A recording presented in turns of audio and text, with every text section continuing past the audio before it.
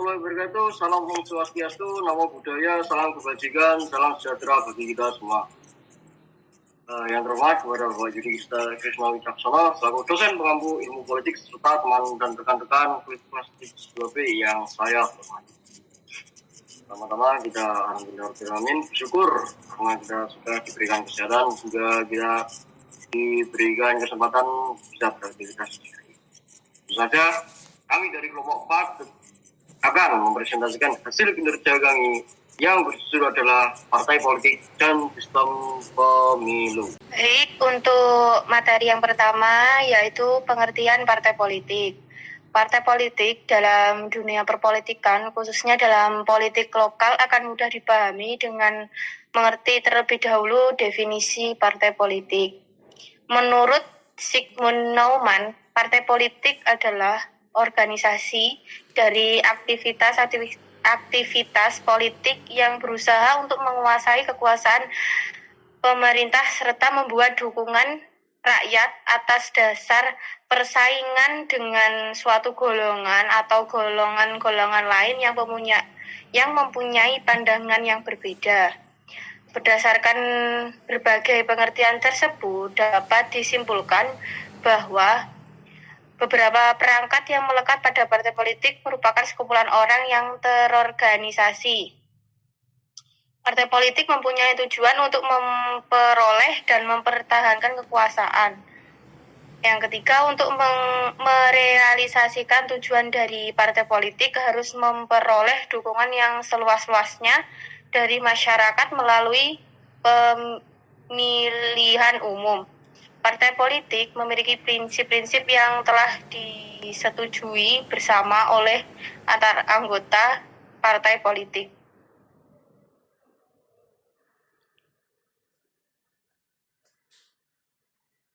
Selanjutnya akan dijelaskan oleh Mbak Dida.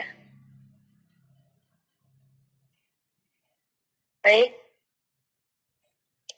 saya akan menjelaskan tentang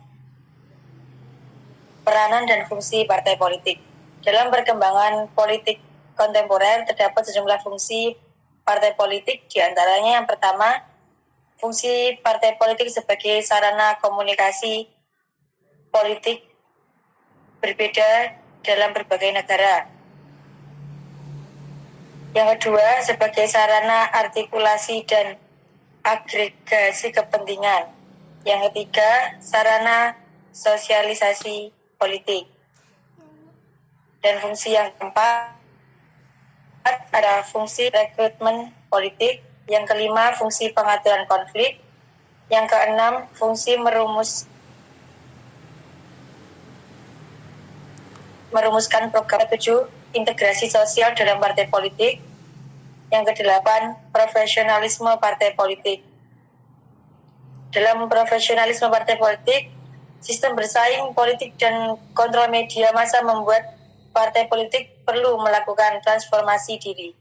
Berbagai cara lama yang sering berkembang seperti manipulasi, tekanan, eksploitasi tidak relevan lagi untuk digunakan. Sehingga perlu dipikirkan cara-cara baru untuk memenangkan persaingan politik. Oleh karena itu, bagaimana membuat partai politik dapat berlangsung lama? Hal ini harus dilakukan dengan menciptakan profesionalisme politik pada organisasi para politisnya. Baik, sekian presentasi dari saya. Akan dilanjutkan oleh rekan saya. Silakan.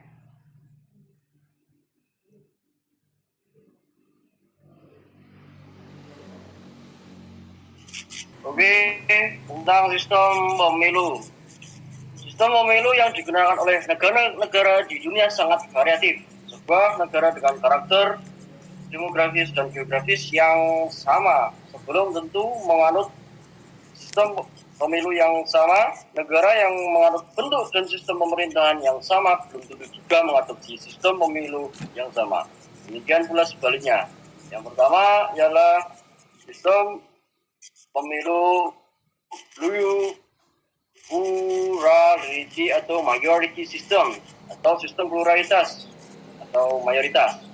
Sistem ini menerapkan distrik wakil tunggal, diharapkan mampu menciptakan satu pemerintahan stabil melalui mayoritas di parlemen. Tentunya di plurality atau majority system ini mempunyai 4 poin, yaitu di first past the post atau FPTP.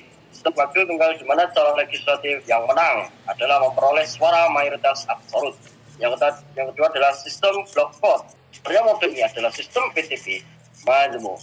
Yang ketiga adalah sistem alternatif atau EIV. Pemilih menurunkan calon-calon anggota parlemen yang sesuai dengan preferensi pilihan mereka. Yang terakhir adalah sistem two-round system atau run-off double ballot. Putaran pertama FPTP, jika muncul calon memperoleh suara terbanyak secara langsung didaulat menjadi anggota legislatif dan tidak perlu putaran kedua. Yang kedua adalah semi proporsional. Semi yang mengonvensi suara menjadi kursi dengan hasil yang berada di sistem pemilihan proporsional dengan mayoritarian dari sistem plural majority. Tentunya mempunyai 3 poin di sistem ini. Yang pertama adalah daftar calon seperti sistem representasi proporsional yang digabungkan dengan sistem distrik plural majority.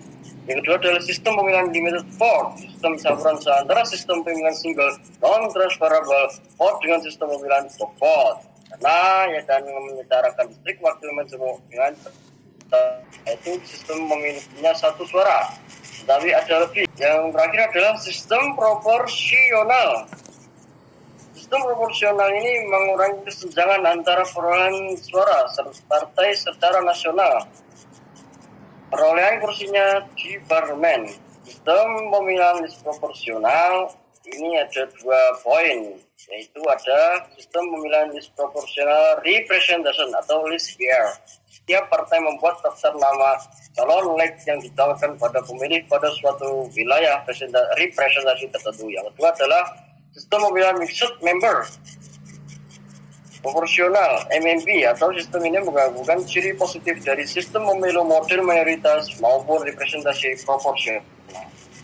Selanjutnya akan dijelaskan oleh teman saya. Pemilu di Indonesia dilaksanakan sampai saat ini sudah 12 kali. Yang pertama dilaksanakan pada tahun 1955.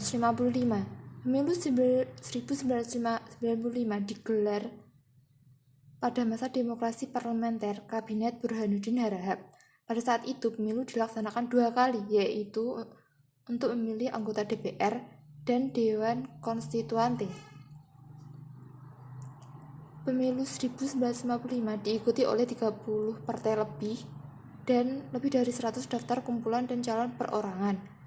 Kemudian muncul anggapan pemilu 1955 sebagai pemilu paling demokratis dalam sejarah Indonesia.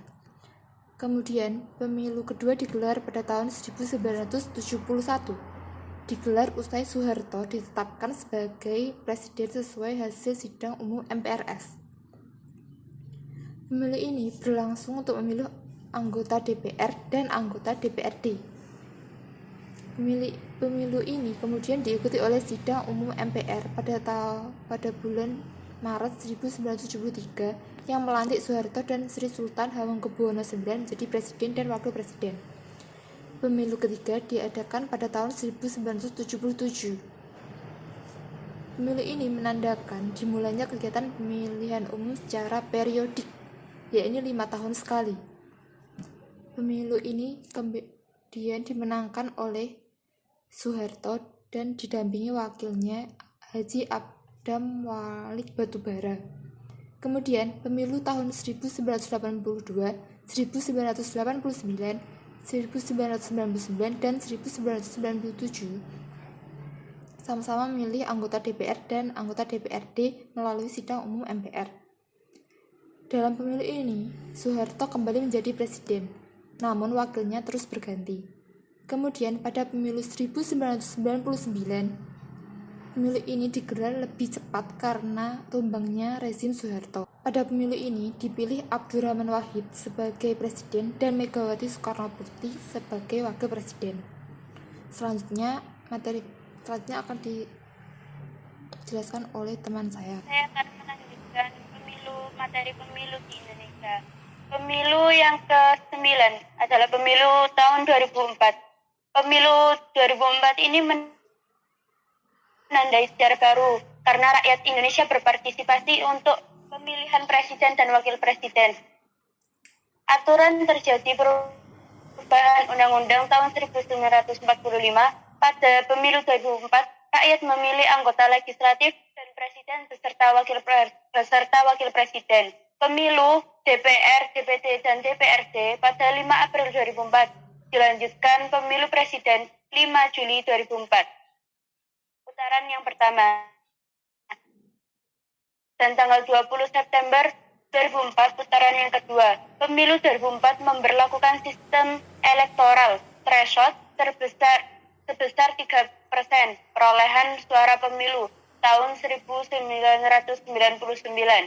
Pada pemilu 2004 ada 5 pasangan calon Susilo Bambang Yudhoyono dan Yusuf Kala terpilih sebagai presiden dan wakil presiden. Dilanjutkan untuk pemilu di Indonesia tahun 2009.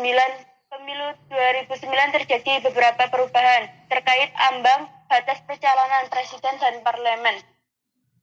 Ketentuan dalam Pilpres ditentukan bahwa pasangan calon terpilih adalah pasangan yang memperoleh suara terbanyak, suara lebih dari 50% dari jumlah suara dengan sedikitnya 20% suara di setiap provinsi yang tersebar. Pemilu DPR, DPD, dan DPRD pada 9 April 2009 dilanjutkan dengan pemilu presiden pada 8 Juli 2009. Pemilu ini diikuti 38 partai.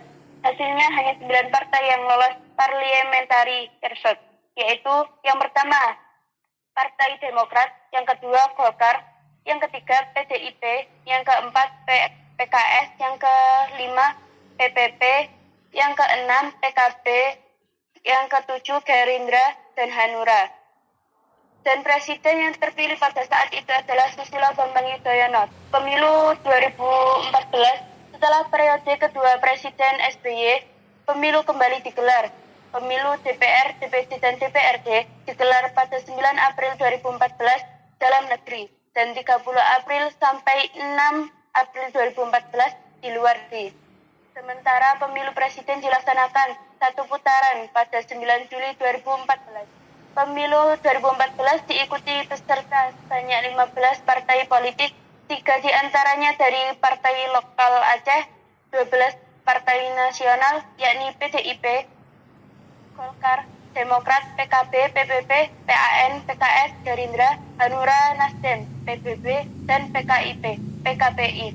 Dari 12 partai itu, hanya 10 partai yang memenuhi parliamentary threshold, sebesar 3,5% perolehan suara. Pada Pilpres, ada 2 pasangan calon waktu itu, Joko Widodo dan Muhammad Yusuf Kala, melawan Prabowo Subianto dan Hatta Rajasa. Hasilnya, Jokowi dan Yusuf Kala ditetapkan sebagai presiden dan wakil presiden periode 2014 sampai 2019. Dilanjutkan pada pemilu 2019. Pemilu 2019 digelar serentak dengan pemilihan presiden pada 17 April.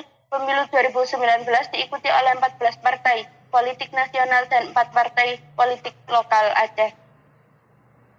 Banyak 9 partai dinyatakan lolos ke Senayan.